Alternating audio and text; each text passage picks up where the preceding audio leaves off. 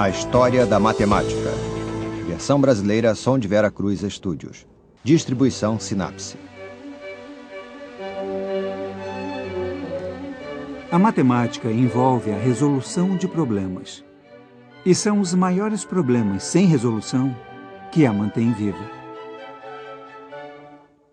No verão de 1900, o Congresso Internacional de Matemática aconteceu aqui em Paris, na Sorbonne.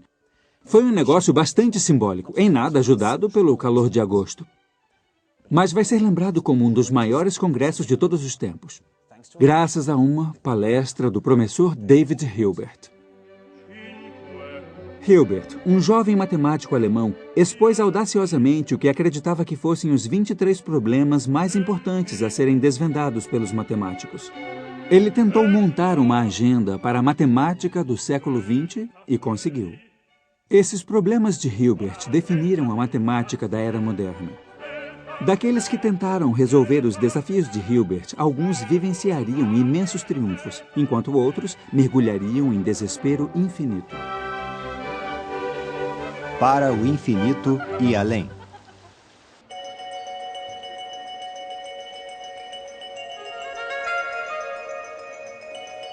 O primeiro problema da lista de Hilbert emergiu daqui, de Halle, na Alemanha Oriental. Foi aqui que o grande matemático Georg Cantor passou toda a sua vida adulta e onde se tornou a primeira pessoa a realmente entender o significado de infinito e dar precisão matemática a ele. A estátua na praça da cidade, no entanto, homenageia o outro filho famoso de Halle, o compositor Georg Handel. Para descobrir mais sobre Cantor, eu tive que pegar um trem para fora da cidade. Durante 50 anos, Halle foi parte da Alemanha Oriental comunista. E os comunistas adoram comemorar seus cientistas, tanto que puseram Cantor ao lado de um imenso cubo em sua homenagem. Mas sendo comunistas, eles não puseram o cubo no meio da cidade. Eles o puseram entre as pessoas.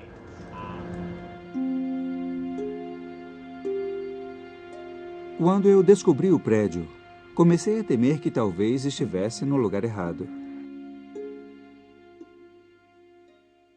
Devo dizer que esse é o lugar mais incomum para uma estátua de um matemático. Com licença? Por favor, pode me ajudar? O quê? Você fala a minha língua? Não. Não? Olha, eu estou procurando um Würfel. Um Würfel, é. Estou certo? Würfel é um cubo assim. E ele tem a figura de um matemático. Dá a volta ali. Dou a volta por ali? O nome dele é Cantor. Ah, é aquele? É bem maior do que eu imaginei. Achei que seria desse tamanho. Ah, aqui estamos no lado negro do cubo.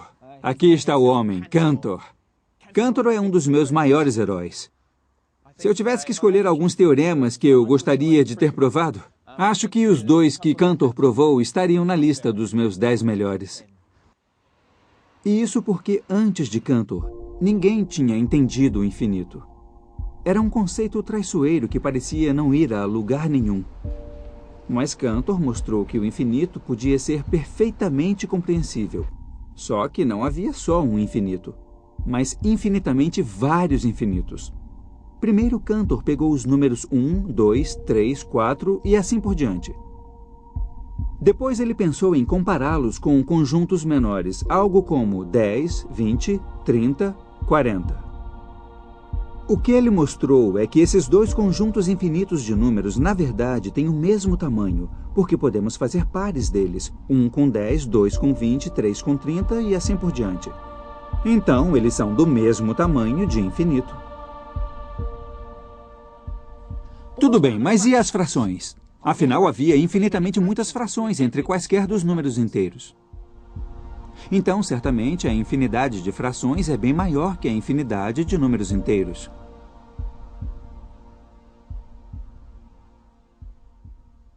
O que Cantor fez foi encontrar uma maneira de fazer pares de todos os números inteiros com uma quantidade infinita de frações.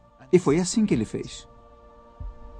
Ele começou arrumando todas as frações numa grade infinita. A primeira fileira continha os números inteiros, frações com 1 embaixo. Na segunda fileira vinham as metades, frações com 2 embaixo. E assim por diante. Toda fração aparece em algum lugar nessa grade. Onde estão os 2/3? Segunda coluna, terceira fileira. Agora imagine uma linha indo e voltando diagonalmente pelas frações. Puxando essa numa linha reta, podemos combinar toda a fração com um dos números inteiros. Isso significa que as frações são do mesmo tipo de infinito que os números inteiros. Então, talvez todos os infinitos tenham o mesmo tamanho. Aí vem a parte mais emocionante, porque Cantor agora considera o conjunto de todos os números decimais infinitos. E aqui ele prova que eles nos dão um infinito maior, porque mesmo que você tente listar todos os decimais infinitos, Cantor produziu um argumento inteligente, mostrando como construir um novo número decimal que estava faltando na sua lista. De repente, a ideia de infinito se abriu. Há diferentes infinitos, alguns maiores que outros. É um momento emocionante, já que esses são os primeiros entendimentos humanos sobre como contar coisas. Mas agora contamos de maneira diferente, contamos infinitos. Uma porta foi aberta e uma nova matemática se estende à nossa frente. Mas isso nunca ajudou muito Cantor. Eu estou no cemitério em Hull, onde ele foi enterrado, e onde eu marquei de encontrar o professor Joe Dobbin. Ele teve a gentileza de fazer as conexões entre a matemática e a vida de Cantor. Ele era maníaco depressivo e um dos seus primeiros surtos foi em 1884. Mas, por volta da virada do século, essas ocorrências da doença mental se tornaram mais frequentes. Muita gente tentou acreditar que sua doença mental era de alguma forma desencadeada pela incrível matemática abstrata com a qual ele lidava. Ele realmente tinha dificuldades, então podia haver uma relação. E eu devo dizer que quando eu começo a contemplar o infinito, eu fico muito eufórico em ver o final dele. Mas conforme ele vai aumentando mais e mais, eu admito que começo a ficar meio nervoso com o que está acontecendo e para onde aquilo está indo. Na maior parte da vida de Cantor, o único lugar onde ele ia era este, o sanatório universitário. Não havia tratamento na época para a mania depressiva ou a paranoia que geralmente acompanhava as crises de Cantor. Mas a clínica era um bom lugar para ficar. Era um lugar confortável, quieto e tranquilo. E Cantor achava que seu tempo aqui lhe dava força mental para concluir sua exploração do infinito. Outros matemáticos se preocupariam com os paradoxos que o trabalho de Cantor havia criado. Curiosamente, essa era a única coisa que não preocupava Cantor. Ele nunca se preocupou com os paradoxos do infinito, como todo mundo. É mesmo? Porque Cantor acreditava que certas coisas ele poderia mostrar, poderia estabelecer com total certeza matemática. E depois, há o infinito absoluto, que só está em Deus. Ele podia entender tudo isso, e ainda há o paradoxo final que não nos é dado entender, mas só a Deus. Mas havia um problema que Cantor não podia deixar nas mãos do Todo-Poderoso. Um problema com o qual ele lutou o resto de sua vida e ficou conhecido como a hipótese do contínuo. Há um lugar para o infinito entre o menor infinito de todos os números inteiros e o maior infinito dos decimais? O trabalho de Cantor não foi bem recebido por muitos de seus contemporâneos, mas havia um matemático da França que o defendia, discutindo que a nova matemática do infinito de Cantor era linda e patológica. Felizmente, esse matemático era o mais famoso e respeitado de seu tempo. Quando Bertrand Russell foi perguntado por um político francês quem era o maior homem que a França havia produzido, ele respondeu sem hesitação, Poincaré. O político ficou surpreso por ele escolher o primeiro-ministro Raymond Poincaré, ao invés de Napoleão ou Balzac. Russell disse, não falo de Raymond Poincaré, mas de seu primo, o matemático Henri Poincaré. Henri Poincaré passou a maior parte de sua vida em Paris, uma cidade que ele amava, mesmo com seu clima incerto. Nas últimas décadas do século XIX, Paris era o centro do mundo matemático, e Poincaré se tornou seu guia. Álgebra, geometria, análise, ele era bom em tudo. Seu trabalho levaria a todos os tipos de aplicações, de encontrar um caminho embaixo da Terra a novas maneiras de se prever o clima. Poincaré era muito rígido com o seu dia de trabalho. 2 horas de trabalho pela manhã e 2 horas de trabalho no início da noite. Era entre esses 2 períodos que ele deixava seu subconsciente trabalhar o problema. Ele registra um momento em que teve um raio de inspiração que ocorreu no meio do nada, enquanto ele pegava um ônibus. E um desses raios de inspiração o levou ao sucesso. Em 1885, o rei Oscar II da Suécia e Noruega ofereceu um prêmio de 2.500 coroas para quem estabelecesse matematicamente de uma vez por todas se o sistema solar funcionava continuamente sem falhas ou poderia, de repente, se desregular. Se o sistema solar tivesse só 2 planetas, então Newton já tinha provado que suas órbitas poderiam ser estáveis. Os 2 corpos viajavam em elipses um em torno do outro. Mas assim que você põe 3 corpos como a Terra, a Lua e o Sol, a questão da estabilidade de suas órbitas confundia até o grande Newton. O problema é que agora você tem umas 18 variáveis, como as exatas coordenadas de cada corpo e sua velocidade em cada direção. Portanto, a resolução das equações se torna difícil. Mas Poincaré deu um passo significante na solução delas. Poincaré simplificou o problema, fazendo sucessivas aproximações das órbitas que ele acreditava não afetarem significativamente o resultado final. Apesar de não resolver o problema inteiramente, suas ideias foram sofisticadas o suficiente para fazer com que ele ganhasse o prêmio. Ele desenvolveu um grande arsenal de técnicas matemáticas para tentar resolver. Na verdade, ele ganhou foi essencialmente mais pelas técnicas do que por resolver o problema. Mas quando o artigo de Poincaré estava sendo preparado para a publicação pelo conselheiro científico do rei, Mittag Leffler, um dos editores encontrou um problema. Poincaré percebeu que havia cometido um erro. Contrário ao que havia pensado, até mesmo uma pequena mudança acabaria produzindo órbitas muito diferentes. Sua simplificação não funcionava, mas o resultado era ainda mais importante. As órbitas que Poincaré havia descoberto indiretamente levaram ao que conhecemos hoje como a teoria do caos. O entendimento das regras matemáticas do caos explica por que as asas de uma borboleta podem criar pequenas mudanças na atmosfera que podem causar um tornado ou um furacão do outro lado do mundo. Então, esse grande tema do século XX, o caos, realmente saiu de um erro que Poincaré só visualizou no último minuto. O caos, um erro. E assim o ensaio foi mesmo publicado em sua forma original. E estava pronto para ser distribuído. Na verdade, Mittag Leffler enviou várias cópias para várias pessoas e foi um horror para ele quando Poincaré escreveu dizendo: olha, pode parar. Para isso é com terrível. isso agora. Esse é o pior pesadelo de todo para matemático. tudo, exatamente. Para agora. Parem as máquinas. É isso, exatamente. Você está Tô completamente entendendo. correto. Graças a seu erro, a reputação de Poincaré cresceu. Ele continuou a produzir grande quantidade de trabalho por toda a vida. Não só textos especializados, ele também escreveu livros populares exaltando a importância da matemática. Aqui está uma parte do futuro da matemática, que começa com: se quisermos prever o futuro da matemática, nosso caminho correto é estudar a história e apresentar as condições da ciência. Então, acho que Poincaré devia ter aprovado minha jornada para desvendar a história da matemática. Ele certamente aprovaria o próximo destino. Porque, para descobrir talvez a contribuição mais importante de Poincaré para a matemática moderna, eu tive que procurar por uma ponte. 7 pontes, na verdade. As 7 pontes de Königsberg. Hoje, a cidade é conhecida como Kaliningrado, um posto avançado da Rússia no Mar Báltico, rodeado pela Polônia e a Lituânia. Até 1945, no entanto, quando ela foi cedida à União Soviética, era a grande cidade prussiana de Königsberg. Grande parte da antiga cidade foi, infelizmente, demolida. Agora não há sinais de 2 das 7 pontes originais e várias estão irreconhecíveis.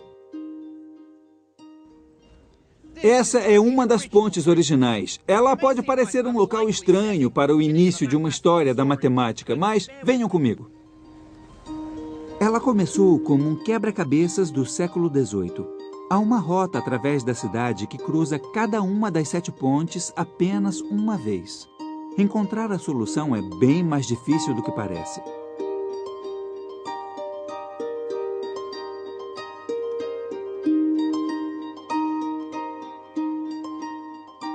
Um dia, ela foi resolvida pelo grande matemático Leonhard Euler, que em 1735 provou que não era possível. Não havia uma rota que não cruzasse ao menos uma ponte 2 vezes. Ele resolveu o problema fazendo um salto conceitual. Ele percebeu que não importam as distâncias entre essas pontes. O que realmente importa é como essas pontes se conectam. Esse é o problema de um novo tipo de geometria da posição. Um problema de topologia. Muitos de nós usam a topologia todos os dias. Todos os mapas de metrô do mundo são desenhados a partir dos princípios topológicos. Não interessa o quanto as estações estão longe umas das outras, mas como elas se conectam. Não há metrô em Kaliningrado, mas há na cidade russa mais próxima, São Petersburgo. A topologia é bastante fácil nesse mapa. O russo é que é difícil para mim. Pode me dizer qual... Qual é o problema? Eu quero saber qual a estação que eu estava. Estava do lado errado. Apesar de a topologia ter suas origens nas pontes de Königsberg, foi nas mãos de Poincaré que o tema evoluiu para uma nova maneira poderosa de se observar a forma. Algumas pessoas se referem à topologia como a geometria dobrada, porque na topologia, 2 formas são iguais se você puder plasmar ou modificar uma na outra sem cortá-las. Então, por exemplo, uma bola de futebol e uma de rugby. Topologicamente são iguais, porque uma pode se metamorfosear na outra. Uma rosquinha e uma xícara são iguais, porque uma pode se metamorfosear na outra. Até formas bem complicadas podem ser embaralhadas e se tornar mais simples de um ponto de vista topológico.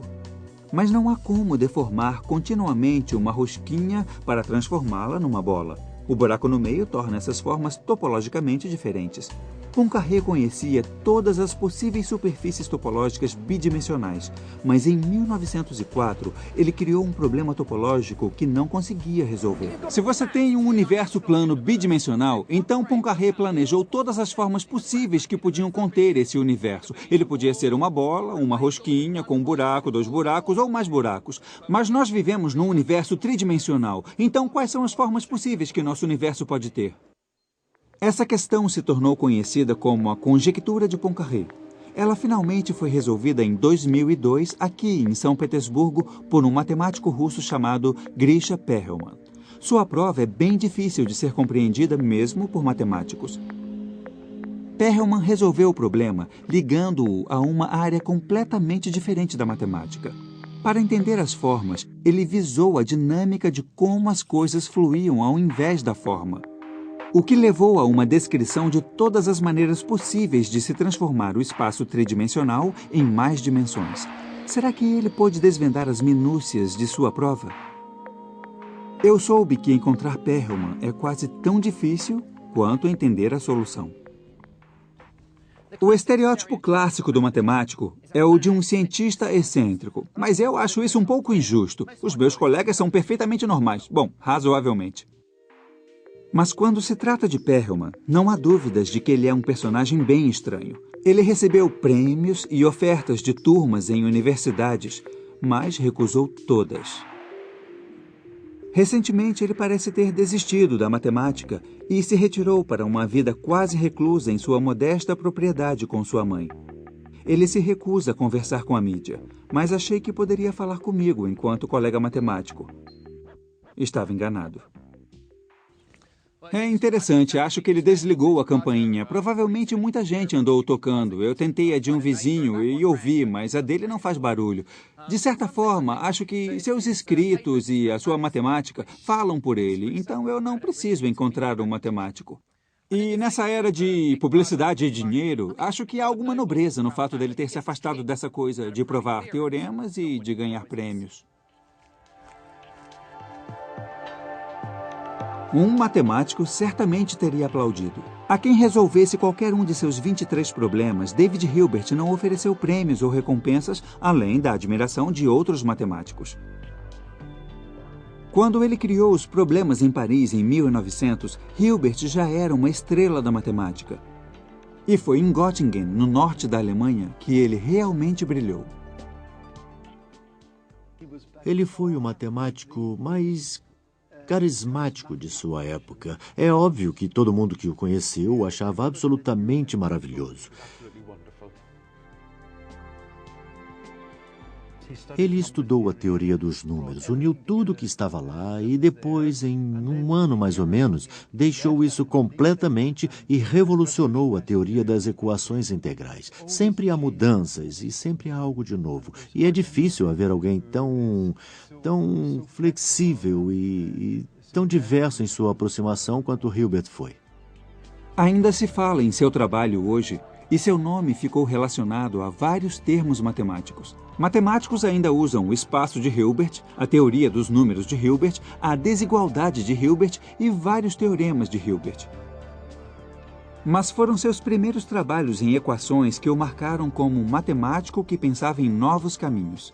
Hilbert mostrou que, apesar de haver infinitamente muitas equações, há maneiras de dividi-las porque elas são construídas de conjuntos finitos, como um conjunto de blocos construtores.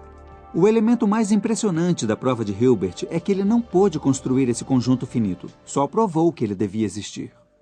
Alguém chamou isso de teologia e não matemática, mas não perceberam que o que Hilbert estava fazendo era criar um novo estilo de matemática, uma visão mais abstrata do tema. Você ainda podia provar que algo existia, apesar de não poder construí-lo explicitamente.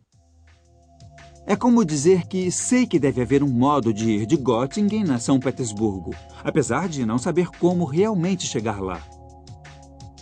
Tanto quanto desafiar as ortodoxias matemáticas, Hilbert também gostava de derrubar as hierarquias formais que existiam no sistema universitário na Alemanha naquela época. Outros professores ficavam chocados em ver Hilbert andando de bicicleta e bebendo com os seus alunos. Ele gostava muito de festas. É? Era muito festeiro? É. Esse é meu tipo de matemático. Ele gostava muito de dançar com as jovens e gostava muito de paquerar. É mesmo? Muitos matemáticos que eu conheço não são muito bons nisso. Esse estilo de vida seguia junto a um comprometimento total com a matemática. E Hilbert achava que todo mundo que tinha habilidade matemática fosse um pinguim, uma mulher, um homem negro, branco ou amarelo, não importa. Devia fazer matemática. E está certo. Devia ser admirado. A matemática fala por si de uma forma que não importa. Não importa qual. Se você é um pinguim. Se você é um pinguim, então... Se a pessoa provar a hipótese de Riemann, então isso não importa nem um pouco. A matemática era para ele uma linguagem universal. É. Hilbert acreditava que essa linguagem tinha poder suficiente para desvendar todas as verdades da matemática, uma crença que ele expôs numa entrevista que deu ao rádio sobre o futuro da matemática em 8 de setembro de 1930. Hilbert não tinha dúvidas de que todos os 23 problemas seriam resolvidos e em breve a matemática poderia finalmente ser colocada em bases perfeitamente lógicas. Não existem problemas sem solução, ele declarou. Uma crença defendida por matemáticos desde os tempos da Grécia Antiga. Ele terminou com o seu toque de trombetas. Devemos saber, vamos saber.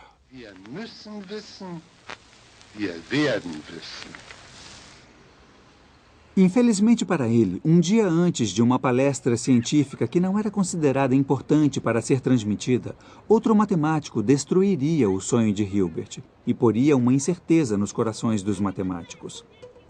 O homem responsável por destruir a crença de Hilbert foi um matemático austríaco, Kurt Gödel. E tudo começou aqui, em Viena. Até mesmo seus admiradores, e ele tem muitos, admitem que Kurt Gödel era um pouco estranho. Na infância, ele era inteligente, doente e muito estranho. Ele não parava de fazer perguntas, tanto que a sua família o chamava de Herr Warum, Senhor por quê. Gödel viveu em Viena nos anos 20 e 30, entre a queda do Império Austro-Húngaro e sua anexação pelos nazistas. Foi uma época estranha, caótica e excitante para se estar na cidade.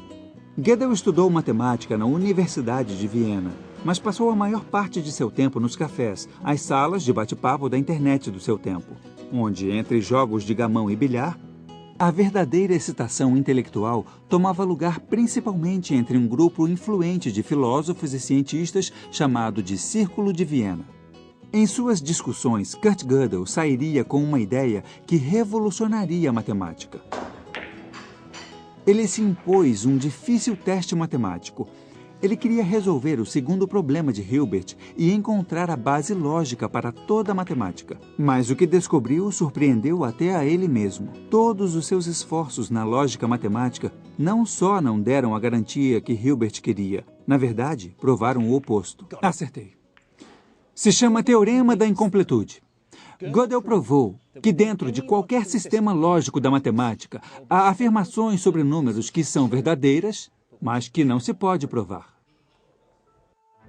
Ele começa com uma afirmação. Essa afirmação não pode ser provada. Essa não é uma afirmação matemática ainda, mas usando um código inteligente baseado nos números primos, Gödel pôde mudar essa afirmação para uma pura afirmação de aritmética. Tais afirmações devem ser verdadeiras ou falsas. Suspendam um pouco a lógica enquanto exploramos as possibilidades. Se a afirmação é falsa, significa que ela pode ser provada, o que significa que seria verdadeira, e isso é uma contradição. Então, quer dizer que a afirmação deve ser verdadeira. Em outras palavras, aqui há uma afirmação matemática que é verdadeira, mas não pode ser provada. Perdi. A prova de Gödel levou a uma crise na matemática. E se o problema no qual trabalha, a conjectura de Goldblatt ou a hipótese de Riemann, for verdadeira, mas não passível de prova? Isso levou Gödel também a uma crise. No outono de 1934, ele sofreu o primeiro do que seria uma série de surtos e passou um tempo em um sanatório. Ele foi salvo pelo amor de uma boa mulher. Adele Limbersky era uma dançarina de um cabaré local. Ela manteve Gödel vivo. Um dia, ela e Gödel andavam por essas escadas e, de repente, ele foi atacado por nazistas. Gödel não era judeu, mas muitos de seus amigos no Círculo de Viena eram. Adele foi em seu socorro, mas isso foi só uma suspensão temporária para Gödel e a matemática. Por toda a Áustria e a Alemanha, a matemática estava prestes a morrer. No novo Império Alemão, no final dos anos 30, não havia balões coloridos voando sobre as universidades, mas suásticas. Os nazistas aprovaram uma lei permitindo a demissão de qualquer funcionário público que não fosse ariano. Os acadêmicos eram funcionários públicos na Alemanha e ainda são. Os matemáticos sofreram mais que todos.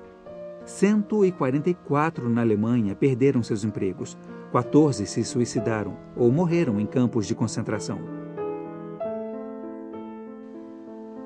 Mas um matemático brilhante continuou. David Hilbert arranjou a fuga de alguns de seus mais brilhantes alunos e discursou contra a demissão de seus colegas judeus. Mas logo, ele também foi calado. Não é claro o porquê dele não ter fugido, ou pelo menos não ter protestado um pouco mais. Ele ficou doente no fim da vida, então talvez não tenha tido energia. À sua volta, matemáticos e cientistas fugiam do regime nazista. Até que só Hilbert restou para testemunhar a destruição de um dos maiores centros matemáticos de todos os tempos. David Hilbert morreu em 1943. Somente 10 pessoas foram ao velório do matemático mais famoso de seu tempo. O domínio da Europa como centro do mundo matemático durante 500 anos havia acabado. Era hora do bastão da matemática ser entregue ao novo mundo. Era hora desse local. O Instituto de Estudos Avançados foi montado em Princeton em 1930. A ideia era reproduzir a atmosfera acadêmica das antigas universidades europeias na Nova Jersey rural. Mas, para fazer isso, era preciso atrair os melhores. E não era preciso procurar muito. Muitos dos brilhantes matemáticos europeus haviam fugido dos nazistas para os Estados Unidos. Pessoas como Hermann Weyl, cuja pesquisa teria grande importância para a física teórica, e John von Neumann, que desenvolveu a teoria dos jogos e foi um dos pioneiros na ciência da computação. o Instituto rapidamente se tornou o lugar perfeito para se criar outra Göttingen. Ele parava aqui, no número 112, para pegar o seu melhor amigo, um outro exilado europeu, Albert Einstein. Mas nem a tranquila Princeton ajudou Gödel a fugir de seus demônios. Einstein era sempre cheio de alegria. Ele descrevia Princeton como um exílio no paraíso. Mas Gödel, bem mais jovem, ficou cada vez mais solene e pessimista. Aos poucos, seu pessimismo se tornou paranoia. E ele passava cada vez menos tempo com os colegas matemáticos em Princeton. Gödel preferia vir aqui, para a praia, próximo ao mar, andar sozinho, pensando sobre os trabalhos do grande matemático alemão Leibniz. Mas enquanto Gödel se retraía para dentro de seu mundo interior, sua influência na matemática americana, paradoxalmente, ficava cada vez mais forte. E um jovem matemático da costa de Nova Jersey aceitou avidamente alguns desafios que ele propôs. 2, 3, 4, 5, 6, 7, 8, 9, 10 times a day I could love you. Nos Estados Unidos dos anos 50, a maioria dos jovens não estava preocupada com a matemática. A maioria queria um estilo de vida mais hedonista nessa nova terra de sorvetes e rosquinhas. Mas um adolescente não seguiu as buscas comuns da adolescência americana e preferiu se agarrar aos maiores problemas da matemática. Desde muito jovem, Paul Cohen ganhava competições e prêmios de matemática. Mas ele achou difícil, de início, encontrar um campo na matemática em que pudesse realmente deixar sua marca, até que leu sobre a hipótese do contínuo de Cantor. Esse foi o único problema, como ouvi em Hall, que Cantor não pôde resolver.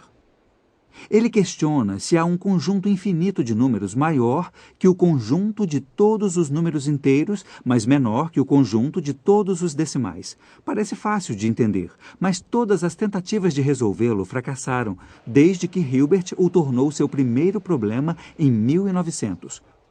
Com a arrogância da juventude dos seus 22 anos, Paul Cohen decidiu que conseguiria. Cohen fez um ano depois a extraordinária descoberta de que ambas as respostas podiam ser verdadeiras. Havia uma matemática onde a hipótese do contínuo podia ser tida como verdadeira. Não havia um conjunto entre os números inteiros e os decimais infinitos. Mas havia uma matemática igualmente consistente, onde a hipótese do contínuo podia ser considerada falsa. Nela havia um conjunto entre os números inteiros e os decimais infinitos. Era uma solução incrivelmente ousada. A prova de Cohen parecia verdadeira, mas seu método era tão novo que ninguém tinha certeza absoluta. Só havia uma pessoa em cuja opinião todos confiavam. Houve muito ceticismo. E ele teve que preparar para que o Instituto levasse a Gödel. E só depois que Gödel deu seu aval, de maneira incomum, ele disse: me dá seu trabalho, e depois da segunda-feira, pôs de volta no correio dizendo: sim, está correto. Aí, claro, tudo mudou. Hoje, matemáticos usam a afirmação de que os resultados dependem da hipótese do contínuo. Construímos dois mundos matemáticos diferentes, onde em um deles a resposta é sim e no outro é não. Paul Cohen realmente agitou o universo matemático. Isso deu fama, riqueza e prêmios a ele. Ele não publicou muito depois desse sucesso inicial nos anos 60, mas foi totalmente explosivo. Eu não imaginei ninguém melhor para se estudar, e ele teve prazer em ensinar tudo o que sabia e até coisas que não sabia. Com a confiança que veio da solução do primeiro problema de Hilbert, Cohen se preparou em meados dos anos 60 para partir para o mais importante problema de Hilbert, o oitavo, a hipótese de Riemann. Quando morreu em 2007 na Califórnia, 40 anos depois, ele ainda tentava. Mas, como muitos matemáticos famosos antes, Riemann venceu até ele.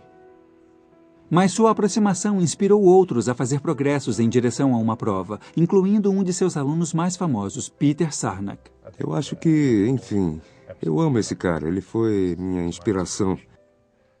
Eu fico muito feliz de ter trabalhado com ele. Ele me pôs no caminho certo.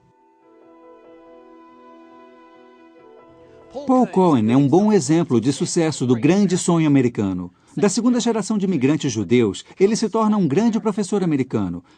Mas eu não diria que sua matemática é particularmente um produto americano.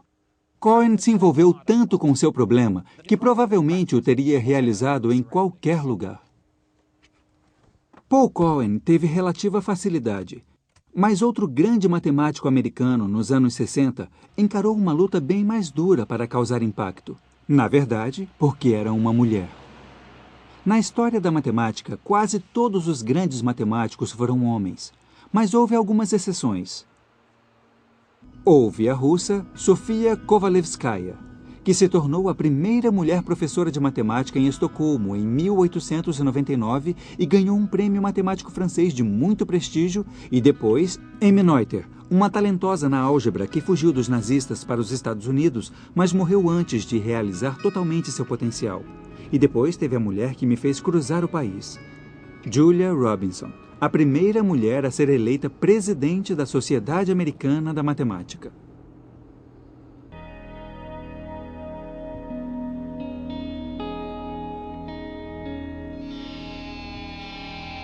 Ela nasceu em St. Louis em 1919, mas sua mãe morreu quando ela tinha 2 anos.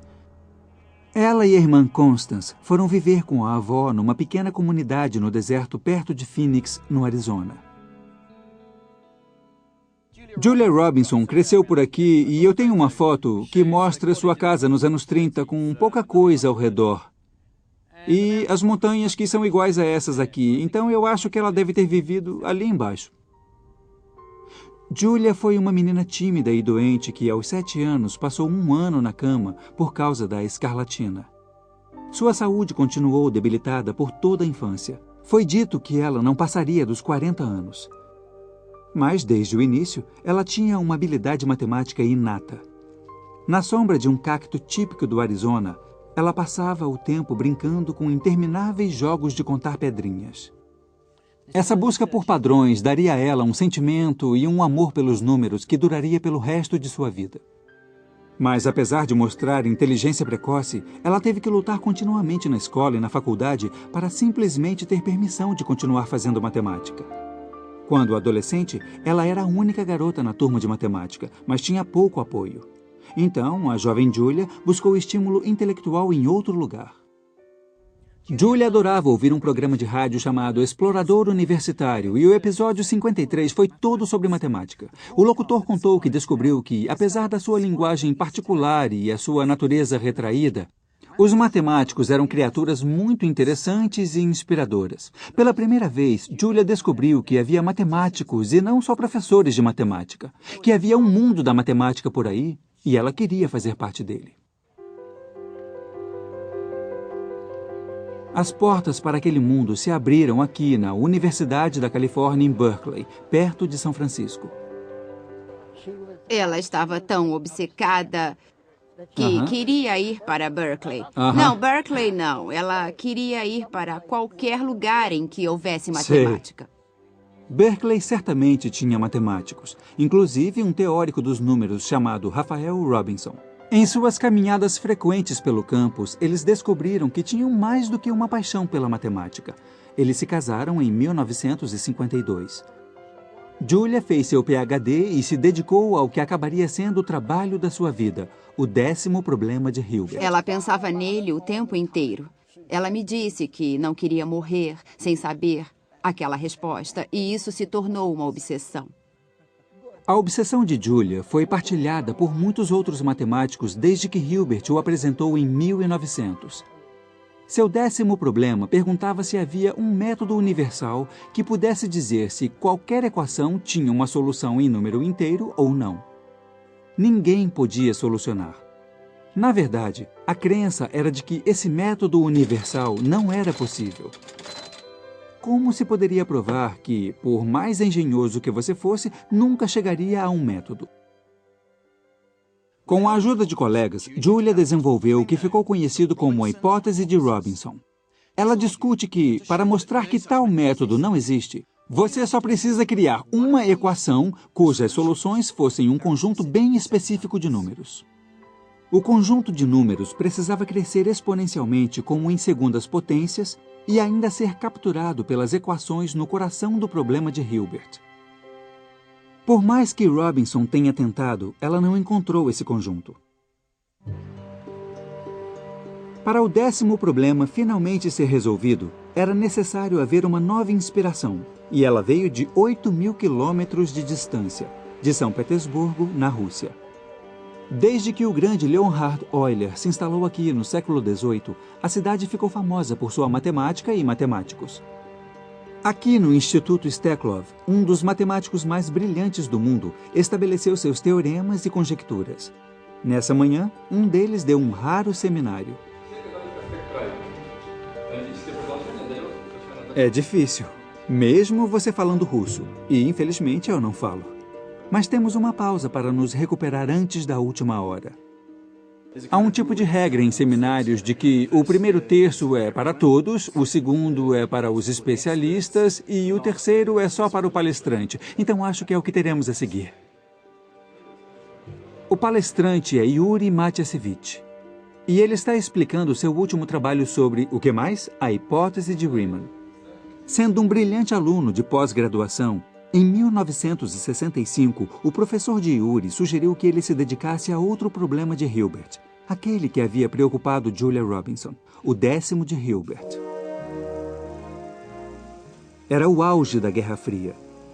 Talvez Matiasevich pudesse conseguir para a Rússia o que Julia e seus colegas matemáticos americanos não tinham conseguido. Primeiro, eu não gostava do enfoque. Sei. A afirmação me parecia bem estranha, artificial. Mas depois de algum tempo eu entendi que era bastante natural. Então entendi que ela teve uma ideia nova brilhante e comecei a desenvolver a partir dela. Em janeiro de 1970, ele encontrou a última peça vital do quebra-cabeças. Ele viu como capturar a famosa sequência de Fibonacci, usando as equações que estavam no centro do problema de Hilbert. A partir do trabalho de Julia e de seus colegas, ele resolveu o 10º, e tinha apenas 22 anos. A primeira pessoa a quem ele quis contar foi a mulher a quem tanto ele devia. E não recebi resposta. Achei que ela havia se perdido no correio. Era natural, porque era Guerra Fria. Mas na Califórnia, Julia tinha ouvido rumores no mundo matemático de que o problema tinha sido resolvido. E ela mesma contactou Yuri. Ela disse, tive que esperar você crescer para ter a resposta, porque ela tinha começado a trabalhar em 48. Quando Yuri era um bebê. E depois ele respondeu agradecendo a ela e dizendo que o crédito era tanto dela quanto dele. Eu conheci Julia um ano depois, foi em Bucareste, e eu sugeri que depois daquela conferência, Julia e seu marido Rafael viessem aqui me visitar em Leningrado. Juntos, Julia e Yuri trabalharam em vários outros problemas matemáticos, até pouco antes de Julia morrer em 1985. Ela tinha apenas 55 anos. Ela sabia encontrar novas maneiras. Muitos matemáticos apenas combinavam métodos já conhecidos para resolver novos problemas. Mas ela tinha ideias realmente novas. Apesar de Julia Robinson mostrar que não havia método universal para resolver todas as equações em números inteiros, matemáticos ainda estavam interessados em encontrar métodos para resolver classes especiais de equações. Seria na França, no início do século XIX, em uma das mais extraordinárias histórias da matemática, que os métodos foram desenvolvidos para que se entendesse por que certas equações podiam ser resolvidas, enquanto outras não.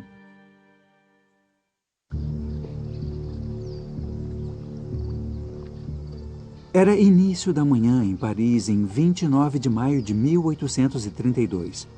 Évariste Galois estava prestes a lutar por sua vida. Era o reinado do reacionário rei Charles X de Bourbon. E Galois, como muitos jovens raivosos em Paris, era um revolucionário republicano. Mas, diferente do resto de seus camaradas, ele tinha uma outra paixão, a matemática. Ele passou 4 meses preso, E depois, em uma misteriosa saga de amor não correspondido, ele foi desafiado em um duelo. Ele ficou acordado a noite anterior, refinando uma nova linguagem para a matemática que ele desenvolveria. Galois acreditava que a matemática não devia ser o estudo dos números e das formas, mas o estudo da estrutura. Talvez ele ainda estivesse preocupado com a sua matemática. Apenas um tiro foi disparado naquela manhã. Galois morreu no dia seguinte, aos 20 anos de idade. Foi uma das maiores perdas da matemática. Somente no início do século XX, Galois seria reconhecido e suas ideias totalmente realizadas.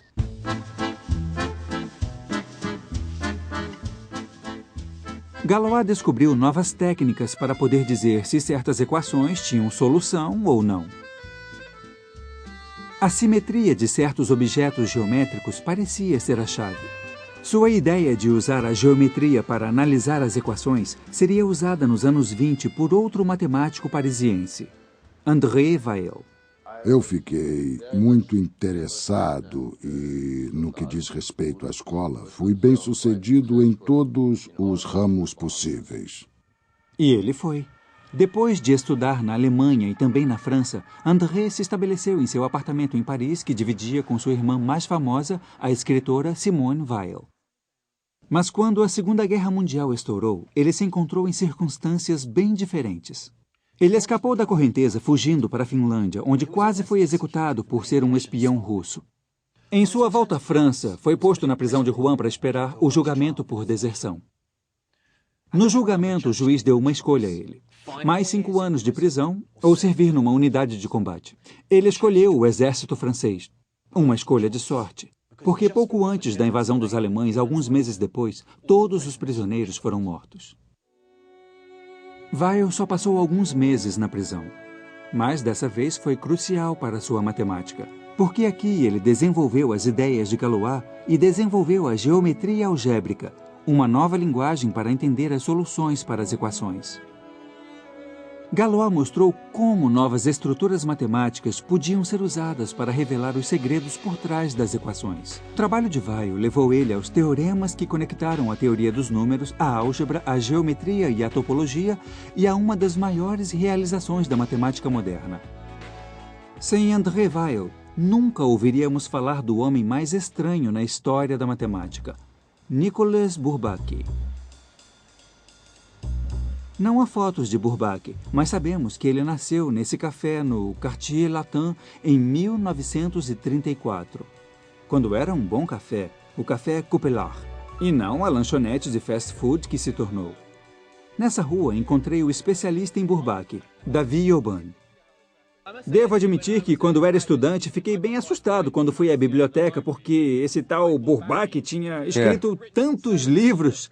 Alguma coisa entre 30 ou 40 ao todo, sobre análise, geometria, topologia, tudo em novas bases. Eu li sobre isso. Todos que estudavam matemática a sério em qualquer lugar do mundo nos anos 50, 60 ou 70 leram Nicolas Bourbaki. Ele se candidatou a membro da Sociedade Americana de Matemática. Mas nesse ponto ele foi recusado com a justificativa de que ele não existia. Os americanos estavam certos. Nicolas Bourbaki não existia mesmo. Nunca existiu. Bourbaki é, na verdade, o pseudônimo de um grupo de matemáticos franceses liderados por André Weil, que escreveu uma descrição coerente da matemática do século XX. Na maioria das vezes, os matemáticos gostam de ter seus próprios nomes nos teoremas. Mas, para o grupo Bourbaki, o objetivo do projeto ultrapassava qualquer desejo de glória pessoal. Depois da Segunda Guerra Mundial, o bastão de Bourbaki foi passado à próxima geração de matemáticos franceses. E seu membro mais brilhante foi Alexander Grothendieck. Aqui na IHES, em Paris, o equivalente francês ao Instituto de Estudos Avançados de Princeton, Grothendieck deu seus famosos seminários nos anos 50 e 60. Ele tinha um carisma incrível e tinha a espantosa habilidade de ver um jovem e saber que tipo de contribuição essa pessoa poderia dar à sua incrível visão de como a matemática poderia ser. E sua visão permitia que ele vencesse algumas ideias bastante difíceis. Ele dizia: Imagine que você queira abrir uma noz. O normal é você pegar o quebra-nozes e abrir.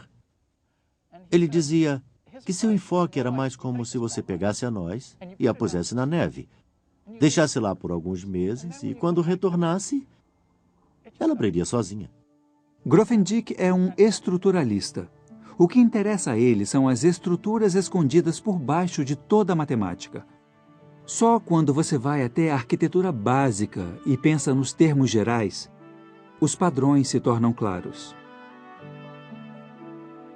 Grothendieck produziu uma nova linguagem poderosa para ver estruturas de uma nova maneira. Foi como viver num mundo preto e branco e, de repente, ter a linguagem para ver o mundo em cores.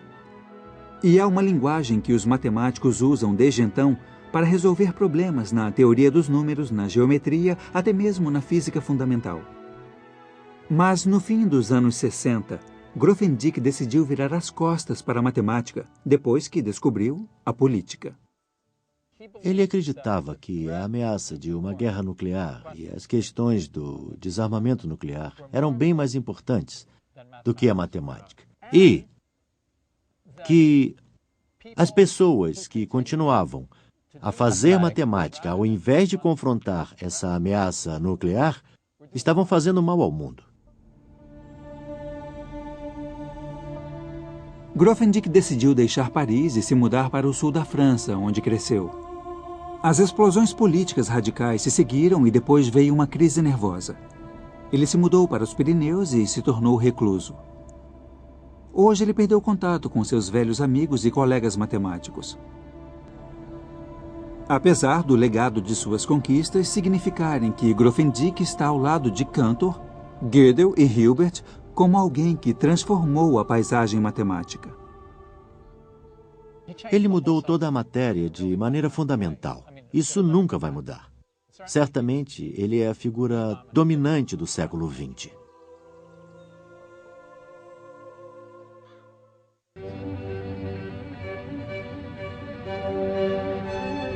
Eu voltei à Inglaterra pensando de novo sobre outra figura embrionária do século XX.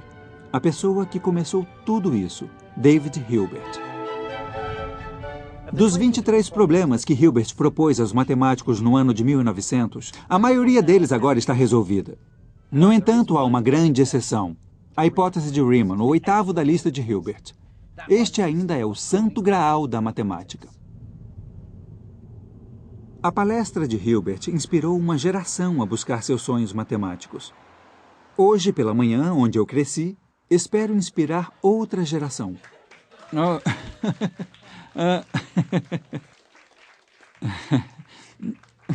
Obrigado. Oi, meu nome é Marcos do Sutoy e eu sou professor de matemática na Universidade de Oxford. Na verdade, foi nessa escola, aqui exatamente nessa sala, que eu descobri meu amor pela matemática. E esse amor pela matemática que adquiri aqui em minha antiga escola ainda me impulsiona hoje. É um amor pela solução de problemas. Há muitos problemas dos quais posso falar, mas escolhi meu preferido. Acho que um matemático, na verdade, é um pesquisador, e é realmente isso que os matemáticos tentam fazer. Nós tentamos entender alguns padrões e estruturas e a lógica para explicar a maneira como o mundo funciona ao nosso redor. E esse é o centro da hipótese de Riemann. A questão é que há um padrão nesses números que podem me ajudar a dizer qual vai ser o próximo número. Qual é o próximo depois de 31? Como posso saber? Esses números, claro, são números primos. Os blocos construtores da matemática, a hipótese de Riemann, a conjectura sobre a distribuição dos primos estão no centro de nosso tema. Por que alguém se interessaria por esses primos? Por que o exército se interessa pelos primos? Por que os espiões se interessam pelos primos? Não é para codificar coisas? Exatamente. Eu estudo essas coisas porque acho que elas são lindas e elegantes. Mas, na verdade, há muita gente interessada nesses números por causa do seu uso prático. O estranho é que, quanto mais abstrata e difícil a matemática se torna, mais parece ter aplicações no mundo real. A matemática agora faz parte de todos os aspectos de nossas vidas. Toda vez que ligamos a televisão, acessamos um computador ou pagamos com cartão de crédito. Hoje oferecem milhões de dólares a quem puder resolver a hipótese de Riemann. Mas tem mais em jogo do que isso. Quem provar esse teorema será lembrado para sempre e vai estar naquele quadro junto de todos aqueles outros matemáticos. E isso porque a hipótese de Riemann é uma pedra fundamental da matemática. Milhares de teoremas dependem de sua veracidade. Pouquíssimos matemáticos acham que ela não é verdadeira, mas matemática é uma questão de provas, e até podermos prová-la, ainda vai haver dúvidas. A matemática tem que vir dessa paixão por se livrar das dúvidas. É isso que eu aprendi em minha jornada através da história da matemática. Matemáticos como Arquimedes e Al-Khwarizmi, Gauss e Grothendieck foram levados a entender a maneira exata como os números e o espaço funcionam. Matemática em ação. É bonito. É bem legal. É. Usando a linguagem da matemática, eles nos contaram histórias que continuam verdadeiras hoje como quando foram contadas pela primeira vez. No Mediterrâneo, eu descobri as origens da geometria. Matemáticos e filósofos correram para Alexandria, levados por sua sede de conhecimento e a busca pela excelência. Na Índia, eu aprendi sobre outra descoberta, sem a qual não poderíamos imaginar a vida moderna. Aqui estamos, em um dos locais verdadeiramente sagrados do mundo matemático. Aqui há alguns números e aqui está o novo número, o zero. No Oriente Médio, eu fiquei encantado com a invenção da álgebra por Al-Khwarizmi. Ele desenvolveu maneiras sistemáticas de analisar problemas para que as soluções funcionassem com quaisquer números. Na Era de Ouro da matemática na Europa, nos séculos XVIII e XIX, foi possível saber como a matemática descobriu novas maneiras de analisar corpos em movimento e novas geometrias que nos ajudaram a entender a forma estranha do espaço. É com o trabalho de Riemann que finalmente temos a abertura matemática para podermos explorar esses mundos na mente. E agora, minha jornada ao mundo abstrato da matemática do século XX revelou que a matemática é a verdadeira linguagem na qual o universo é escrito, a chave para entendermos o mundo à nossa volta. Matemáticos não são motivados por dinheiro e ganhos materiais ou mesmo pelas aplicações práticas do seu trabalho. Para nós, é a glória de resolver um dos maiores problemas não resolvidos que venceu gerações anteriores de matemáticos. Hilbert estava certo. Os problemas não resolvidos da matemática é que a tornam um tema vivo, que impressionam cada nova geração de matemáticos. Apesar de todas as coisas que descobrimos nos últimos 7 milênios, ainda há muitas coisas que nós não entendemos. E é o chamado de Hilbert de que devemos saber, vamos saber, que impulsiona a matemática.